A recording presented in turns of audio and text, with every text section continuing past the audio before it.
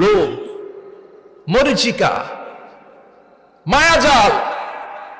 এই মায়াজালে আমরা আটকে আছি, ফলে মৃত্যুর কথা আমরা ভুলে গিয়েছি।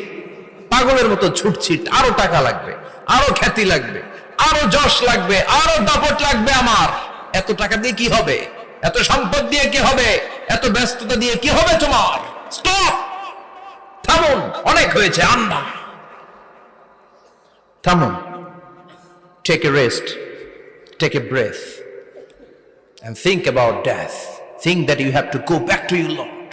একটু বসেন না, একটু ভাবেন যে আমাকে চলে যেতে হবে, চলে যেতে হবে। এই কোলাহল, এই ব্যস্ততা, এগুলো থাকবে, থাকবো না আমি। সাইয়েদনা ওমর ফারুক বলেছেন, মুতু ক্বাবলা আন তামুতু, মরার আগে একবার মরো। হাসিবু ক্বাবলা আন তুহাসাবু আলাইকুম, তোমার হিসাব নেওয়ার আগে তুমি একবার নিজের হিসাবটা করো না। কাগজ বের করে একটু লিখো না কি কি ভালো কাজ করছিলা, যেগুলো দিয়ে নাজাতের ওসিলা হতে পারে।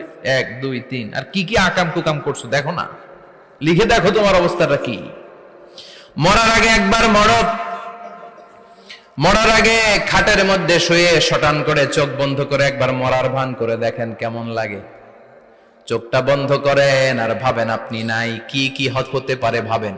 আপনার ছেলে মেয়েরা কান্না জুড়ে দিবে, আপনার প্রাণের স্ত্রী বিলাপ শুরু করে দিবে, বন্ধু বান্ধবের চিৎকার আর মাতম, স্থানীয় এলাকার মসজিদে ঘোষণা, অমুক এলাকার নিবাসী অমুক ভাই অমুকের ছেলে অমুক দুনিয়ায় নাই।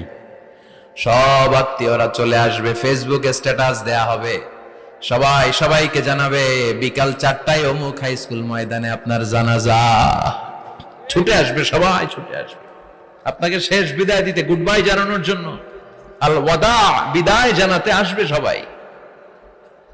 4 তাকবীর দিয়ে আপনার জানাজা হবে, অশ্রুসিক্ত জানাজায় আপনার বিদায় হবে। কাঠের খাটিয়ার মধ্যে করে কাঁধে তুলে আপনারে কবরে নেওয়া হবে। আগে থেকে খুঁড়ে রাখা কবরটার মধ্যে আপনারে বিছিয়ে দেয়া হবে। বাঁশের কচি দিয়ে তার উপরে মাটির চাপা দিয়ে সব চলে যাবে।